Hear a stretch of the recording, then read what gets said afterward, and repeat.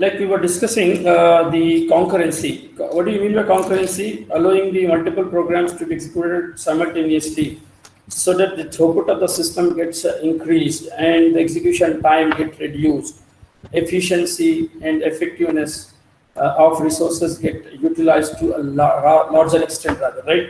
So in what ways the areas, the places at which probably you can apply and then achieve the concurrency we have discussed.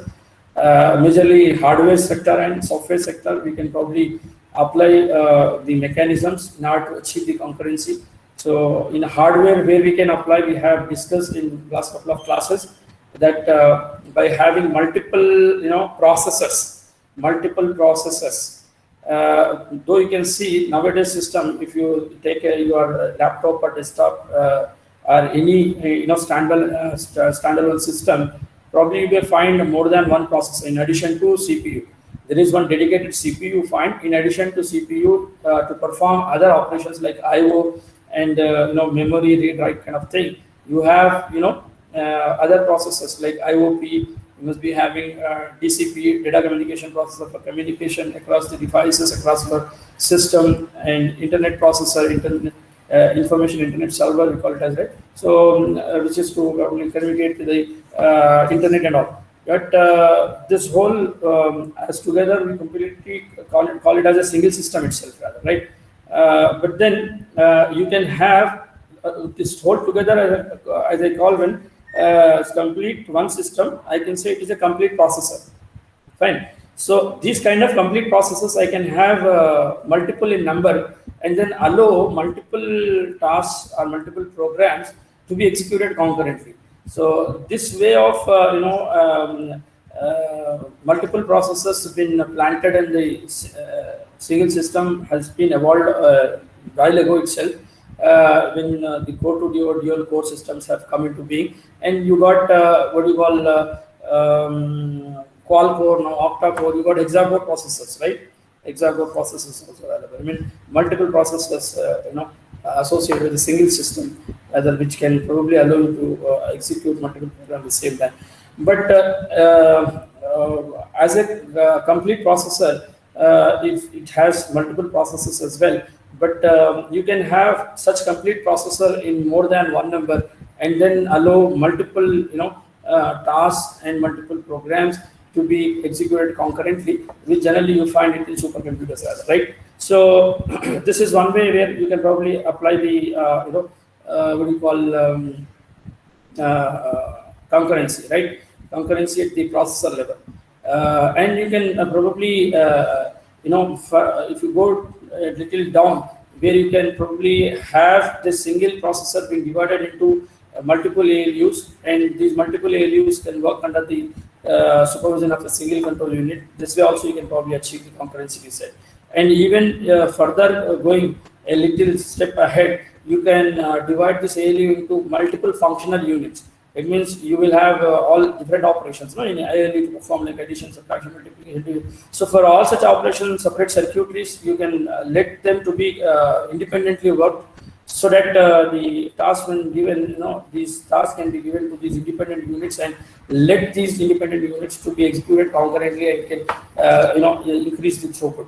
And further going a step ahead, what you can do is you can divide this multiple functional units also again into multiple functional units, further multiple functional units. I mean, for example, if you take adder circuitry can be further divided into multiple functional units with respect to data types, add integer, add float, because integer addition is different from float addition and all kind of thing, right? That you must be studying in computer arithmetic or computer architecture, right? So that way you can probably have. So by having all these possibilities, what you can do is you can apply the concurrency in hardware, okay? And when you come to software, where you can apply this, it's already been made available with the help of operating system, where multiple processes are allowed to be executed with a single processor,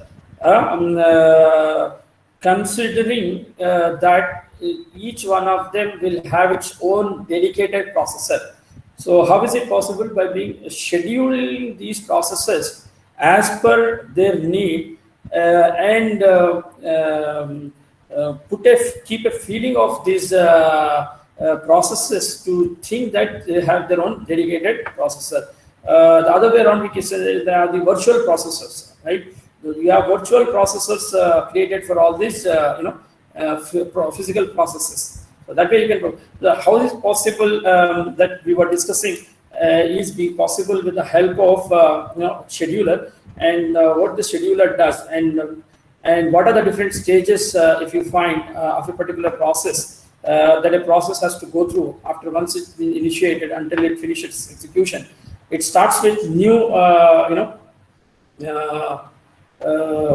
state. A new state is the when the process is created, we say it is a new state. Then it will enter into the ready queue. Once it is ready to run, when it is going to ready to run, when it has acquired all its possible resources that it needs when it goes for execution are required. Fine. So that will be then in the ready queue. So based on the scheduling, there are different scheduling algorithms. We have like first in first out, shortest of first. We have round robin.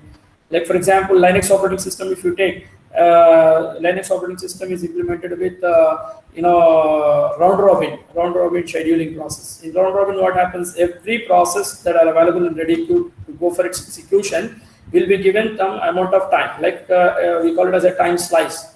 Like for example, 2 units of time. For example, if you fix right, the time slice is 2 units of time. Then each one of the process will be given 2 units of time, so that it can go for execution for 2 units. So once it acquires the processor and finishes, if it could finish its execution within the 2 units of time, then it will be terminated. But let us say it could not finish because the job time of that particular process is 10 units. Then it has to again sit back into ready queue until it gets its next turn. Because when it got the first time, could able to finish for only 2 units of time. So how many still unit of time does it require to finish execution? 8 more units. So but it does not get 8 more units immediately. It has to wait for until all the other processors who are before it will finish its execution, and then it will get its turn. So when it set back into it ready, what happens? It will go in the rear. How does the queue going to be implemented? Data structure, you may have studied about the same. Rear insertions and front deletions, right? When you have to insert back, it will be again inserted from the rear. It means it will be the last step. Okay. It means the process which are before it has to finish the execution by taking the respective time slot. Right. Once they finish, then it is going to get its next turn. But it cannot finish its next turn as well because it requires 6 more units of time. Then it has to again sit back into the queue. So what is happening after it comes into the ready queue and it goes to the running? It will be blocked for some while, right? It will be blocked because the other processor before which it finishes have to complete its turn, right? So when it block again, it can again get back into the ready queue to get its next turn. So this is a kind of cycle you find rather, right? So until it finishes execution.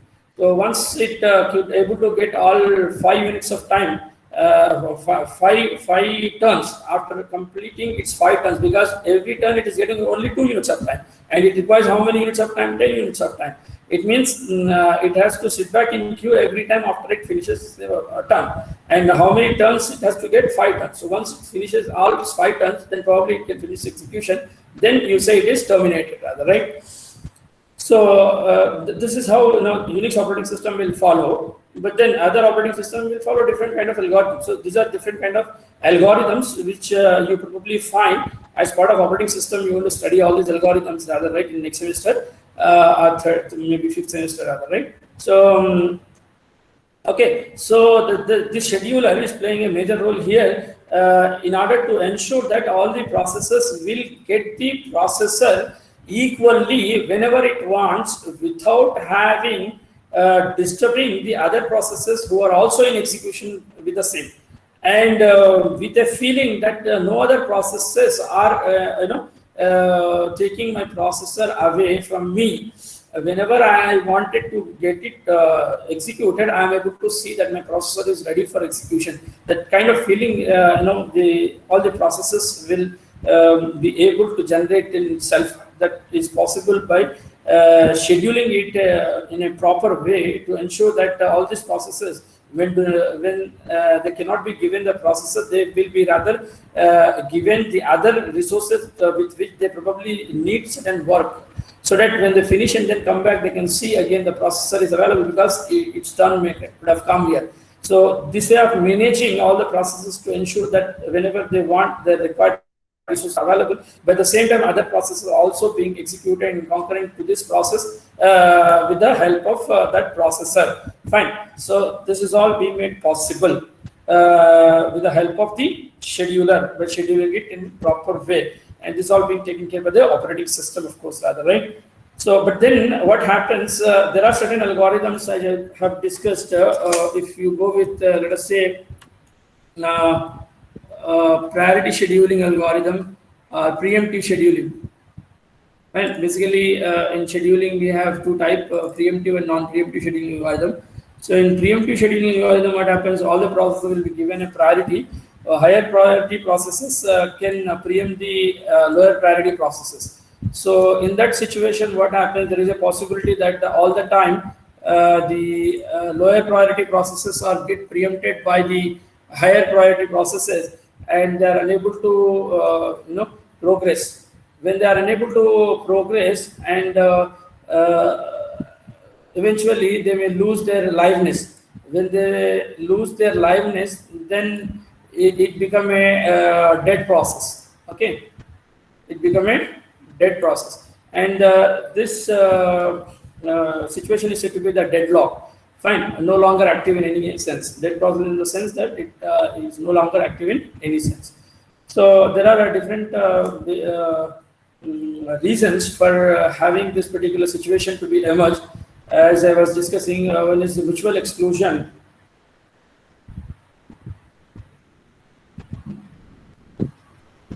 Mutual exclusion, right? And no preemption. And as I said, circular wait or hold and wait. I'll give you one example of it. Like, for example, there are two processes. I'll give you one very extreme example why the deadlock situation occurs. There are two processes, let us say, and certain resources that they are holding with, let us say, for example, P1 is holding a resource called X, okay, and P2 is holding a resource called Y.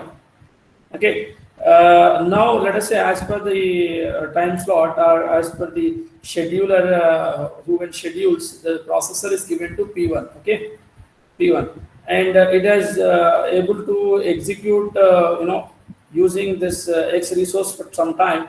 Then during the execution, it may need this Y resource as well, which is being held by P2, so P1 cannot finish the execution until P2 releases Y. Okay, and by acquiring the same, P1 can finish it. But then what is happening here? P2 is holding Y, and P1 is holding X, I said, right? So it means here P1 requires both X and Y, but P1 was holding X, and then when it has got its turn to go for execution, it could execute for a certain extent, and then it has been blocked due to Y resource is not available, because Y is held by P2, and P2 can release Y only after it finishes its execution. In order to get the P2 to finish execution, P2 has to get it stuck. Now let us say here P1 is blocked. Here P1 is blocked because it did not get Y. Okay, it did not get Y. But now let us say, since P1 is blocked, processor cannot wait for a particular process to finish execution. If it gets blocked, it will, as per the scheduler will schedule the processor to other process who is in queue. So P2 is in queue, so P2 will be also allotted this processor. Then P2 also will start execution, taking Y resource for some time, but then it needs X as well. But which is held by P1. Okay, so if it does not get X resource, it cannot complete its execution, right? It cannot complete its execution. Then in such case, what happens? Only P1 when finish execution can release the resource X which is held by P1. Only then P2 can acquire it and then can finish it. It means P2 is dependent on P1 and P1 is dependent on P1. P1 is dependent on P2. So here similarly P2 also get blocked, right? Here similarly P2 also get blocked because the required resource which is X held by P1 has not been released, and only when it gets P2 can finish execution. In that case P2 also get blocked, right? Here P1 must also get blocked. Now again let us say processor is being given to P1, but still what is happening? It is at the blocking state where P1 requires Y resource which is being held by P2, which cannot be released by P2 until it finishes execution. And if again processor is given to P2, P2 also in a blocking stage, and in order to progress, it has to get resource X which is being held by P1, which cannot be released until it finishes execution. It means this also cannot be progressed. So both this cannot progress, right? So P1 relentlessly, though the turns are being given by scheduler for both P1 and P2, they cannot progress from being blocked state rather, right? So this kind of situation is said to be the deadlock situation. This kind of situation is said to be the deadlock situation. Got it? Is it clear to all of you?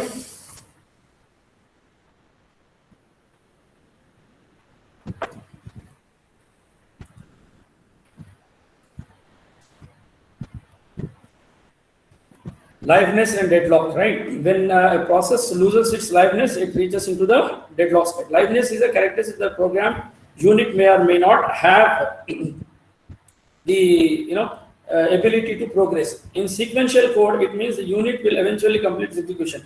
If say all these resources are available for P1, P1 can progress by acquiring all these resources. But then one is available, one is held by someone else, and that is also requiring a resource which is held by P1. So P1 when cannot release this resource until it finishes execution, which cannot be when not given to P2 cannot complete its execution. Similarly, the same situation, vice versa. These kind of situations are something like interdependent situations where the processes cannot progress, right? In a concurrent environment, a task can easily lose its liveness. This is one situation which I have talked about, how a process can lose its liveness. If all tasks in a concurrent environment lose their liveness, then we call it as a deadlock. Right? You can see P1 and P2 both are losing their liveness because both are at the blocking state. Even if they get their turn, even the processor is allotted to both of them, they are unable to progress.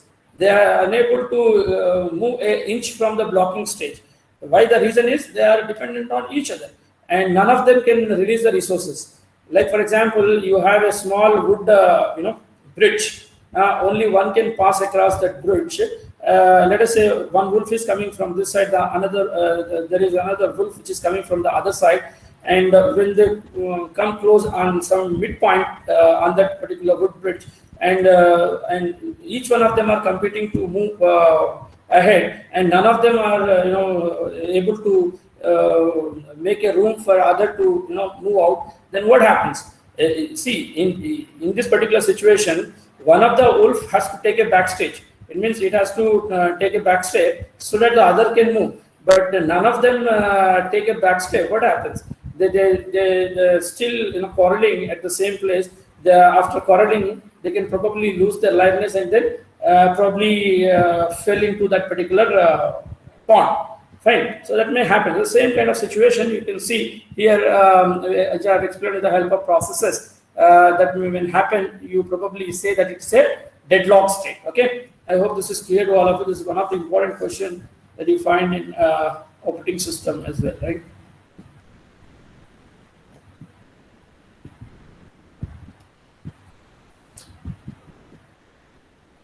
So these are the design issues. Some of them which I have already discussed, right? So basically, the design issues in concurrency, if you see where you are basically encountering with is the when the synchronization you are trying to implement. Right, we find there are two types of synchronization: cooperation and computation synchronization. I've given you one example of cooperation synchronization, taking producer-consumer problem, where producer and consumer, if cooperate with each other, then fine. Otherwise, what happens? There is a possibility of same kind of deadlock may happen, right? Competition synchronization. Competition synchronization, generally when you do not have the locks to be installed on writing the while writing the shared resources. One example which I have mentioned with total, right? When two processes like A and B are willing to change the value of total, but then if both of them are fetched and then trying to update it, since the instruction carries different phases, so each of them are being concurrently happening, the result that you may obtain is not the consistent one, right? So in such situation, what is the solution? The solutions what we are going to now discuss here. As I told you in the last class itself, synchronization tools we have. So these tools we can probably adopt and then apply the solution for these kind of issues when being encountered in the concurrency or concurrent programming languages, right? Semaphores and monitors that we're going to discuss next, rather, right? So controlling task scheduling. Scheduling, as I said, is one of the important criteria. Even after scheduling it properly, see, if you do not have scheduling process, then again what happens? All the processes when they have started and came into the queue, they all can compete in getting their resource like CPU. Then none of them can get it, and then the progress do not happen. So anyway, we have scheduler algorithm before. The scheduler algorithm, as I discussed, some of the scheduler algorithm like first or shortage of first round robin or preemptive, non-preemptive, and which I've talked about, right? So basically, when you're adopting preemptive scheduling, again you may get encountered with this kind of situation which I have talked about, right? So these are all the design issues. So here, what is that you have to do in order to address these issues is how the task has to start and when to start, when to end.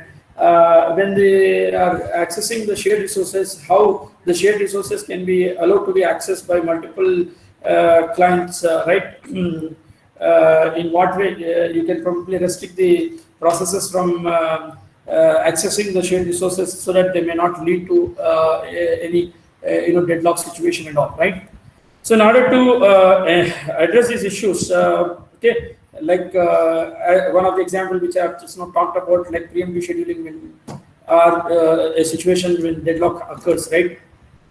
In case of competition synchronization or cooperation synchronization. So the solutions that you can adopt to overcome this are like, some of them are which I've listed out here: semaphores, monitors, and the message passing, right?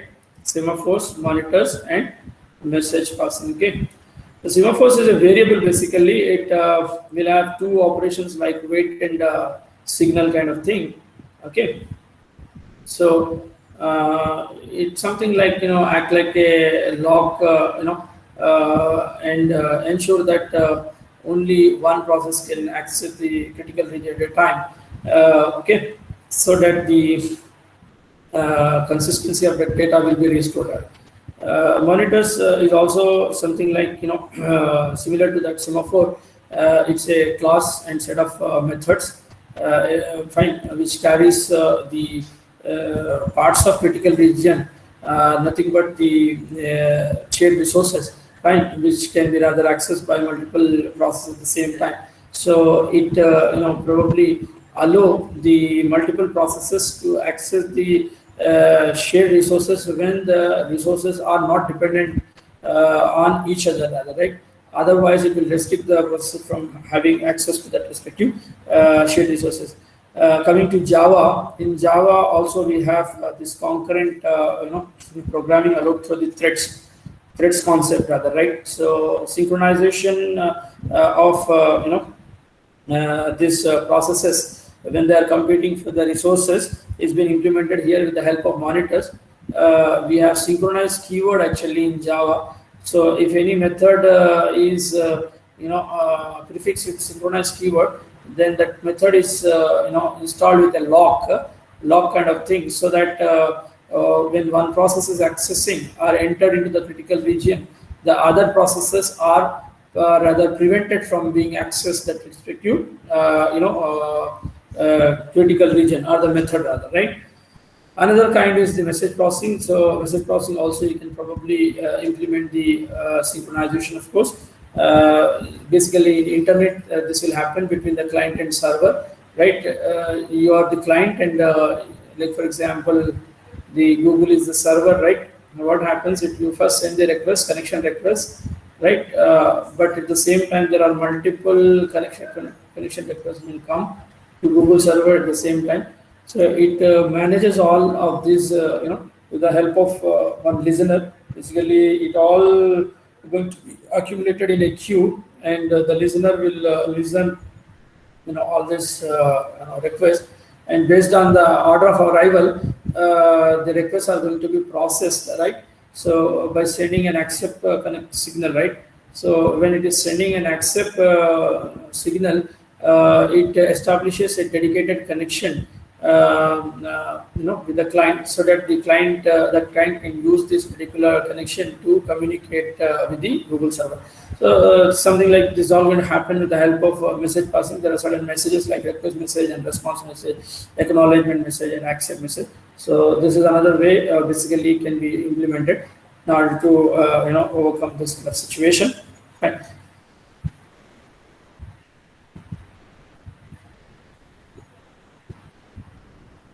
So a semaphore, as I said, is a data structure consisting of a counter and a queue for storing task descriptors. Semaphores can be used to implement guards on the code that accesses the shared data structure. It acts like a guard like a lock kind of thing, right? So that one when accessing, the others are implemented for accessing the same. Semaphores have only two operations: wait and release. Wait and signal, I said, and but release also, this is another terminology that can be used. Wait and release. Fine. So originally called P and V by Dijkstra, right?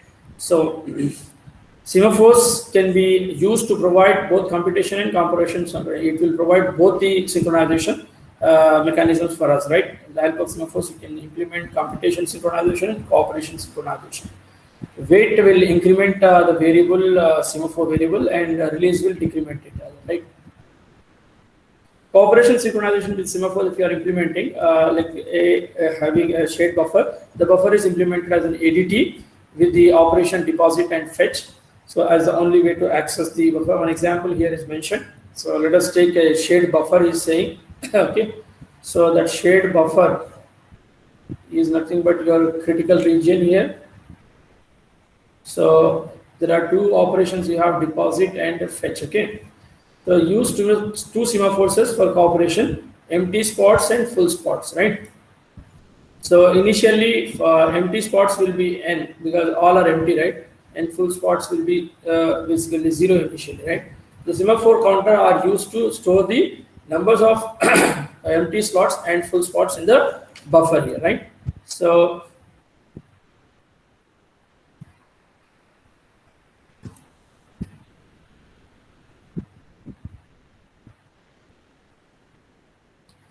deposit must first check the empty slots. So while depositing an amount or data into the shared buffer, what it has to first check with, it has to check the empty spots. If empty spots are greater than 0, it means there are empty slots available. Initially, it is anyway, and so it can probably insert, or deposit the data. So if there is a room, when it must have to check to ensure that there is a room in the buffer. So when can you find, as you said, empty spots value is more than 0 basically, right? So if there is no room, if there is room, the counter of empty slots is decremented and the value is inserted, okay. So initially, as I said, empty spots will be n, right? So so it is anyway greater than 0. So you will be allowed to insert one data, and then this will be decremented. So it will be then n minus 1. Fine, because it could find a room for the data to be inserted in the shared buffer, right? And the value is inserted. Okay, and the value is inserted here, right? If there is no room, it means when, let us say, empty spot is 0, it means the shared buffer is completely filled. There is no room for you to insert a data. Then in such case, what do? You will wait, right? Store in the queue of empty slot, right? The caller is stored in the, if there is no room, the caller is stored in the queue of empty spots, right? There are empty spots wherein probably you can put that, and once the a room is cleared, then probably the data can be inserted into the shape buffer. When deposit is finished, it must increment the counter of full spots, right? When it has inserted into the shape buffer, then it will increment the full spots, rather, right?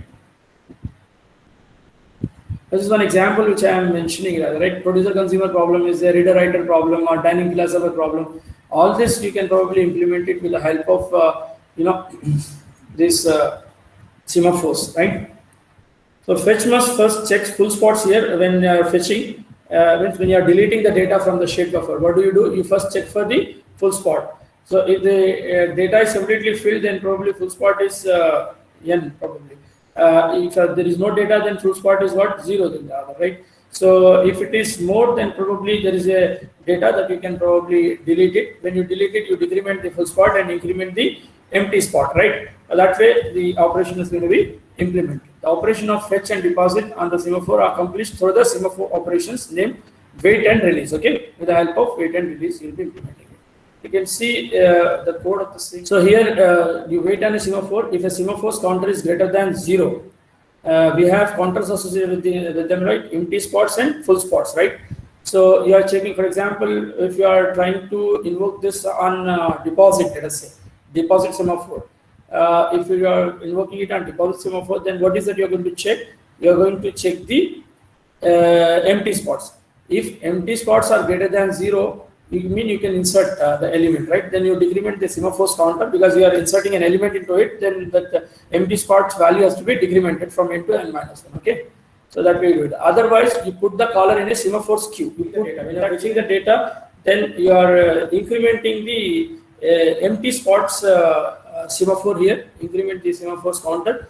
Else put the calling test in the task ready queue, rather, right? Then transfer the control to a task from semaphore's queue. And then end. Okay, so this is how you can implement. Here, example of the same implemented for problem called producer consumer. I will say producer is going to produce the elements in the buffer and consumer is going to consume it, right? So the taking these semaphores, you can implement the producer consumer code also. Now let us try to understand this producer consumer code here. We have taken full spots, empty spots as two semaphore. And full spots count is 0 initially because there are no data in the shape buffer. Empty spot count is buffer length equal to buffer length, right? Then here producer task you have. When you are implementing producer, you can see the producer is going to produce a value. That value has to be inserted into the buffer. But then before you insert, you need to check for a room. How do you check for a room? By calling a wait on empty spots, right? So if the empty spot is wait operation will check for greater than 0 here, right? It will check for empty spot is greater than 0. If empty spot is greater than 0, what it does, you can see it decrements the semaphore's counter, that is empty spot value will be decremented. Then what happens, the value will be deposited in the buffer, right? So then you are going to release the full spot. Full spot has to be decreased, right? Full spot has to be increased. Sorry, full spot has to be increased, and empty spot has to be decreased, rather, right? So you are going to invoke the release on full spot semaphore. So what full spot does? It will increase the semaphore counter, that is full spot, because one data is inserted into the buffer, right? So full spot has to be incremented. So it is going to be incremented here, right? So on the whole, I just give you a glance of the same here. What is happening with the help of these two semaphores, how we are implementing producer code is, when producer has produced a value which has to be inserted into the buffer, it will invoke the empty spots on wait. Then what happens, empty spots get decremented, and after the value is deposited, full spot has to be incremented because one data is inserted into the buffer, so full spot has to be incremented. So with the help of release, what is happening, it will increment the full spot, right? So this is the code for producer. Now coming to consumer. So what consumer does, consumer will consume an item from the buffer. When it consumes, it will first have to invoke the wait on full spot. It has to check whether the data is available in the buffer or not, right? So if when you invoke wait and full spot, what waits will check for greater than 0 value, right? We'll check greater than 0. If it is greater than 0, then it will decrement the counter. So here you can see the full spot value. If there are some items available in the buffer, then full spot value must have been more than 0. It means it must have been 1 or more than 1 rather, right? So when you invoke on wait, when you invoke wait on this, then what happens? It is greater than 0 if there are elements in the buffer. Then it decrements this full spot, right? And then allow you to fetch the value. So you will fetch the value from the buffer. Once you fetch the value, then what happens? You have to increment the empty spots, because when element is deleted from the buffer, then another room is created. It means empty spot is increased. So you have to invoke. So you are invoking release on empty spot. So empty spot value is going to be incremented. Wait will decrement the semaphore value, and release is going to increment rather, right? This is how their operation is, and they are even taking care of, as I said, the deadlock situations as well, and liveness, right? When it reaches a situation where when the semaphore is completely empty, and when you are invoking on wait, if it is less than 0 or equal to 0, then it will go to the else part. In the else part, what it does, it will put the semaphore in the queue, right? It will put that particular process, put the process in the queue, so that it has to wait until the value gets incremented, so that again it can probably find a room for the same, and then this will be invoked, and then it will be allowed to insert the data into the buffer rather, right? So this kind of thing is going to be done, all being when scheduled by the scheduler, because all these processes are in the queue. So they all, once they finish some execution, let us say the particular process, when it has invoked wait and semaphore and could have entered into the else block, then it will be put into the queue. When it is put into the queue, again it may get its next turn rather, right? When it gets in next turn, meanwhile the other process could have, when consumed that process, then it could have been increased. When it has been increased, it will be allowed again insert to it will be again allowed to insert the new item into the buffer. That way, what is happening? This is going to be a cyclic thing. The kind of interval which is being allowed between these two, producer and consumer, intermittently, so that they can cooperatively make use of that particular buffer to insert and delete, or to deposit or fetch the items. Fine. I hope this is clear to all of you. So how we can implement the cooperative synchronization with the help of semaphores, taking producer consumer example we have seen, and coming to computation synchronization, that also we can implement with the help of semaphores.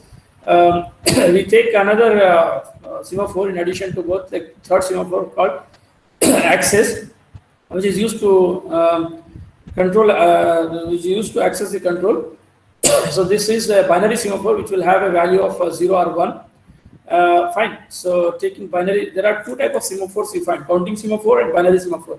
The semaphore which we have talked about here in this particular scenario is the counting semaphore. You can see this full spot or empty spot. Both of the semaphores are counting semaphores. Their value either get increased or decreased, right? And only when they reach 0, there is an exception which is being handled. Fine. But then in order to implement computation synchronization, we need another semaphore, third semaphore that we are taking is a binary semaphore, right? So this binary semaphore, will have a value called 0 or 1. Okay. So now slightly modifying the same, taking the binary semaphore into consideration. Okay.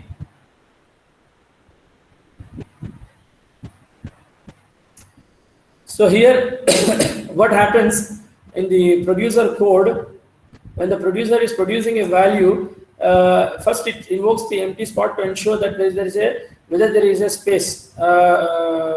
If there is a space, then it can deposit the value. But before it deposits the value, it is accessing that entire shade buffer, so that the other process cannot access the shade buffer until it finishes it. It's something like exclusive access. This is said to be exclusive access, right? So exclusive access of the buffer is going to be now given to producer until it finishes the deposit. But whereas in the previous case, what happened is by checking the room to deposit the item in the buffer, you can straight away go to deposit the item rather, right? You can straight away go to deposit the item. Got it?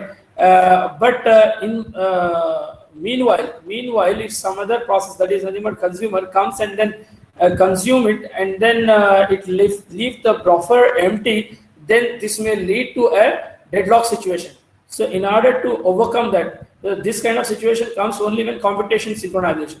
So if the consumer is not cooperating with producer, okay, then that is said to be computation synchronization, right? In such situation, what is that you need to do to overcome this? You need to take the access of that buffer exclusively until you finish your operation. Your operation is to deposit the value, right? So here, with the help of this binary semaphore, what we are doing is, you can see, we are exclusively taking the access, fine, of that buffer, and then we are depositing the value, and then we release the access, then we release the full spot, okay, like releasing full spot is nothing but incrementing the full spot, because when an element is inserted, then the full spot has to be incremented rather, right? First you release the buffer, then you increment the full spot, fine. So this way you can implement the computation synchronization. Similarly, in consumer, you can see it will first wait till not empty. So when it is trying to consume an item in the item from the buffer, it has to check that the buffer is having some items, right? So when it first invokes the wait on full spot semaphore, so full spot semaphore will check for greater than 0. If there are full spots, it means there are some items available in the buffer. Then it wants to access that entire buffer exclusively until it finishes its operation. What is its operation? To fetch that value, to digest or to read that value rather, right? Or remove it from it rather, right? So until it finishes operation, it will take the exclusive access of the same. Because if until the operation, someone else like producer competitively come and then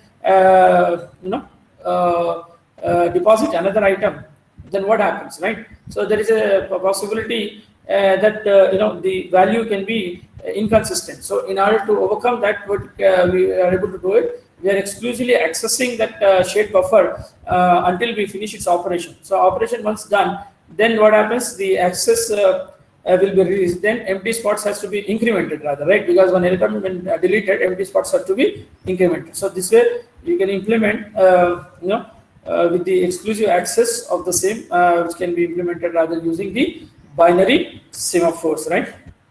Which is said to be the computation synchronization as well. So evaluation of semaphores, if you see, misuse of semaphores can cause failures in cooperation.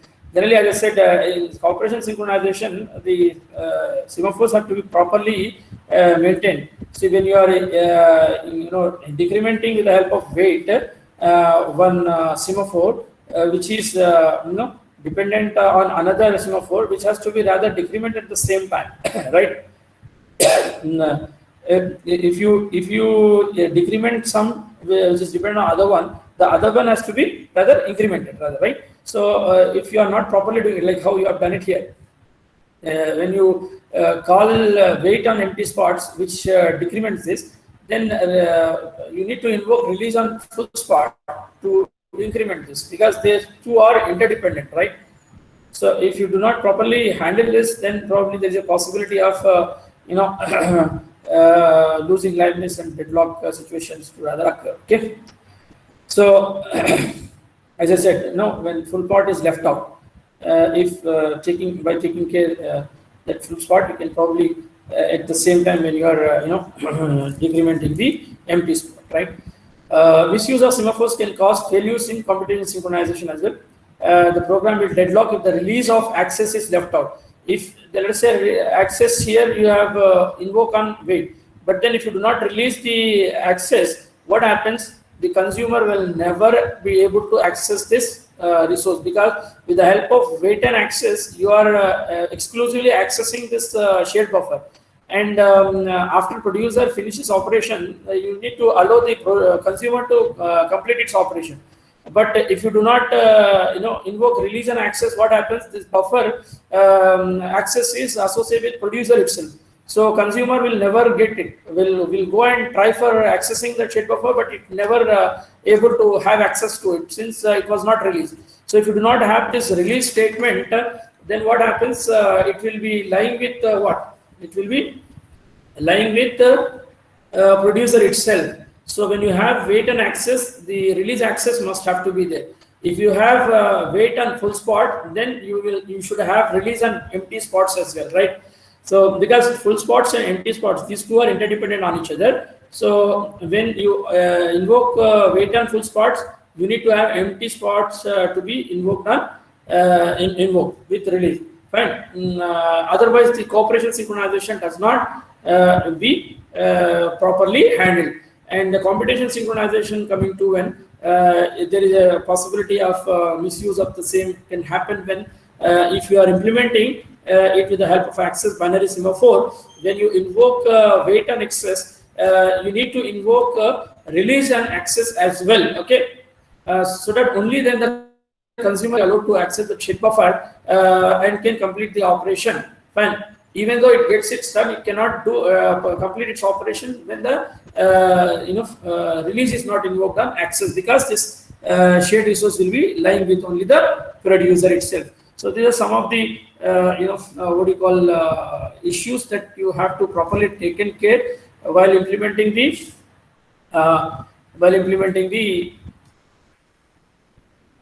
synchronization, cooperation synchronization and computation synchronization.